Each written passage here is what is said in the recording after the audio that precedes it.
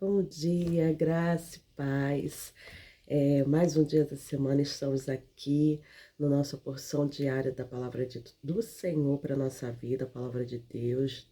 De segunda a sexta, nós estudamos, meditamos um pedacinho, uma porção da Bíblia e tiramos uma aplicação para o nosso dia, para que Deus possa estar nos motivando, nos direcionando, nos fortalecendo nesse dia. E a palavra de hoje está no livro do profeta Isaías, no capítulo 49, dos versos 8 ao 15. Nós estaremos lendo uma pequena porçãozinha desse grande capítulo, desse capítulo lindo do profeta Isaías. Verso 8, capítulo 49, verso 8 em diante diz: Assim dizia Yahvé, no tempo favorável eu te responderei, e no dia da salvação eu mesmo te ajudarei. Eu te guardarei e farei que seja uma aliança para o povo, a fim de restaurar a terra e distribuir suas propriedades abandonadas. E para dizeres aos cativos, sai, e àqueles que se encontram em trevas, venha à luz. Eles se apacentarão junto às estradas e encontrarão campos verdejantes em toda a colina estéril. Não passarão fome, nem sede, tampouco o calor do deserto e o sol os molestarão. Aquele que tem compaixão dele os guiará e os conduzirá para as fontes de águas. Transformarei todos os montes em caminhos e as veredas serão implementadas. Eis que estes virão de longe, e eis que aqueles do norte e do ocidente, e aqueles outros ainda da terra de Sinim. Cantai, ó céus, alegre-te, ó terra, e vós, montes, rompei em cânticos, porque Yahvé consolou o seu povo, e dos aflitos teve misericórdia. Mas Sião lamenta. Ora, o Senhor me abandonou, o Eterno me desamparou. Haverá mãe que possa esquecer do seu bebê que mama e não ter compaixão de que gerou? Contudo, ainda que ela se esquecesse, eu jamais me esquecerei de ti. Esse texto é muito lindo, ele faz parte do grupo dos Cânticos do Servo. O primeiro cântico está lá no capítulo 42, dos versos iniciais, e o segundo cântico está aqui no capítulo 49. O capítulo 49 começa numa proclamação. Ouve-me, ilha, todos os povos. Ele chama os povos, as ilhas, para ouvir essa palavra, esse cântico. Mas por que Isaías traz essa palavra?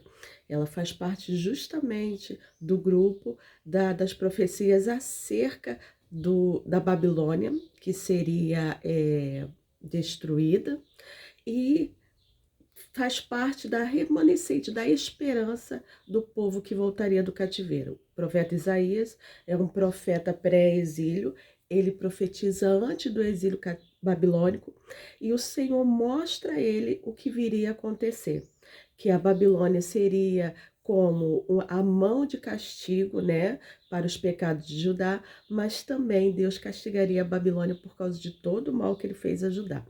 Só que o profeta Isaías, ele também, Deus mostra a ele que ao trazer o povo de volta ao cativeiro, o Senhor estaria com ele, o Senhor não o abandonaria, o Senhor cuidaria, né? Que é justamente esses versos que nós lemos aqui.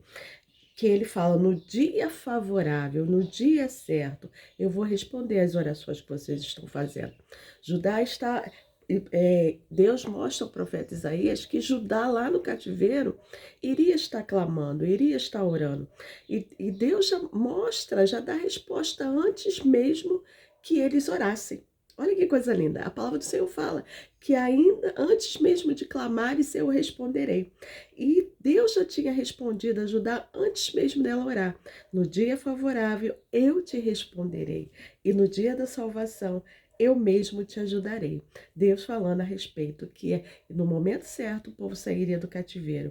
E Deus estaria aguardando, Deus estaria restabelecendo a aliança com o seu povo, Deus estaria na volta desse cativeiro. A palavra fala no verso 10, não passarão fome nem sede, tampouco o sol do deserto, porque eles estariam vindo da Babilônia pega o mapa e faz a linha da Babilônia até Jerusalém, é muitos quilômetros, é uma distância pelo deserto, mas Deus já diz que nem o sol, nem o deserto, nem o sol, nem a falta d'água, nada eles sofrerão. Olha que coisa linda! Deus já preparou tudo para eles muitos anos antes de acontecer. Isaías profetiza muitos anos antes do povo ser levado cativo. E o povo fica 70 anos, 100 anos praticamente depois. Deus já tinha preparado a volta do povo ao cativeiro. E só que o povo, Deus, aí ele vem falando que ele aplanará caminho, que todos cantarão, verso 13, né? Eles conclamam o céu a cantar, a terra a cantar, todos a cantar, porque o Senhor estava cuidando do aflito, porque o Senhor estava consolando Israel. Mas Israel era um filho ingrato. E ele fala assim, no verso 14, mas Sião lamenta. E Yahvé me abandonou. Ele reclama, ele lamenta. Deus já tinha preparado tudo. Deus estava fazendo tudo. E nós vemos isso quando o povo volta do cativeiro, lá no contexto de Neemias, o povo volta a pecar de novo. O povo volta a fazer tudo de novo. Né? Aí Isaías já profetiza que o povo ia lamentar. O povo iria dizer que Deus tinha abandonado ele, mas só que Deus em momento nenhum abandonou. E aí começa um diálogo, o povo reclamando e Deus respondendo na visão do profeta Isaías. Haverá mãe que possa esquecer do seu bebê que mama? Não, haverá mãe que não terá compaixão do seu filho que grita de fome? Aí Deus fala, contudo, ainda que essa mãe, porque ele sabe que tem mães que abandonam seus filhos. Ele fala, ainda que essa mãe abandonasse, eu, Deus, jamais abandonarei. Já disse que eu vou fazer, já está decretado. Eu jamais vou me esquecer de ti, Israel. Jamais vou me esquecer de ti, ó povo. Deus falando que ele vela pela sua palavra para cumprir, que ele cuida daquele que ora. Eu comecei o texto falando que antes mesmo de orarmos, Deus já enviou a resposta. Então, ele jamais pode esquecer. Por que eu estou trazendo esse texto essa manhã? Porque ontem eu e meus alunos lá no seminário, passamos um momento difícil. Entrou um rapaz muito machucado, muito ferido, gritando de dor, e ele havia apanhado muito, e ele foi buscar socorro lá na igreja. E ele gritava o tempo todo, não me leve para o hospital, me leve para minha mãe. E ele falava o tempo todo, me leve para minha mãe, me leve para minha mãe.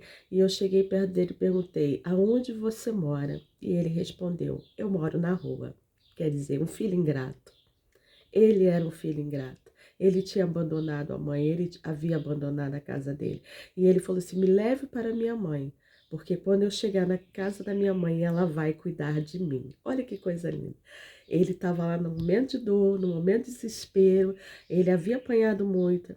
Nós não levamos ele para a mãe, né? Porque ele estava muito machucado.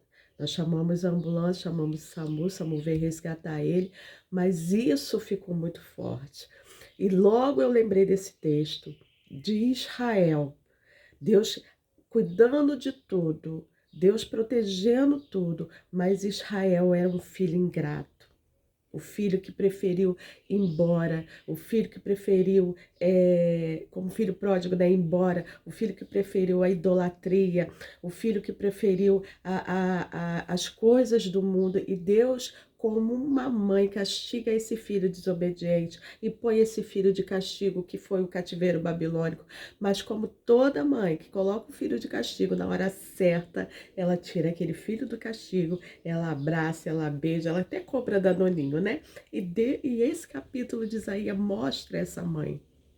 Mostra esse amor, mostra esse cuidado, falando assim, vocês estão aí de castigo porque amaram mais o mundo do que a mim, idolatraram mais as coisas do que a mim, porque no contexto bíblico, idolatria não é só se curvar de frente a um Deus de barro, idolatria é tudo aquilo que eu coloco meu coração, tudo aquilo que eu amo mais, que eu dedico meu tempo. Se eu dedico meu tempo mais a estar vendo videozinhos de TikTok e rindo, ali está meu coração, ali está minha idolatria. Se eu dedico o meu tempo ao meu Facebook a estar propagando coisas acerca de uma outra pessoa, acerca de um pensamento político, mais do que a Deus, minha idolatria naquele momento é a política, é ali que está meu coração. E Deus fala isso de Judá: vocês colocaram o seu coração muito mais nas coisas do que em mim. E Judá confiou muito no templo. Deus não vai destruir Jerusalém. O templo está aqui. Vamos confiar, porque então, o Deus de Judá naquele momento era o templo. E Deus destrói o templo de Judá, a idolatria de Judá. E aquele menino que eu vi ontem, ele amou mais a rua, ele amou mais os vícios, ele amou mais as drogas do que está dentro da casa da sua mãe, do que está dentro do cuidado da sua mãe, do que está recebendo a repreensão da sua mãe no momento que ele estivesse em desobediência, fazendo alguma coisa errada. Mas no momento da dor, quem ele grita? A mãe. Como Judá, no momento que estava cativo, lá na Babilônia, ele clama a Deus. O profeta Jeremias fala no capítulo 29, e vi a carta dizendo: bem sei eu pensamentos que tenho a vosso respeito, pensamentos de paz e não de mal, para vos dar o fim que desejais. Essa carta é uma resposta ao clamor que eles estavam lá fazendo. Aí Deus usa Jeremias para dizer: diga ao povo que eu não vou tirar eles do castigo, mas não agora, porque Isaías já havia profetizado que no tempo certo tiraria.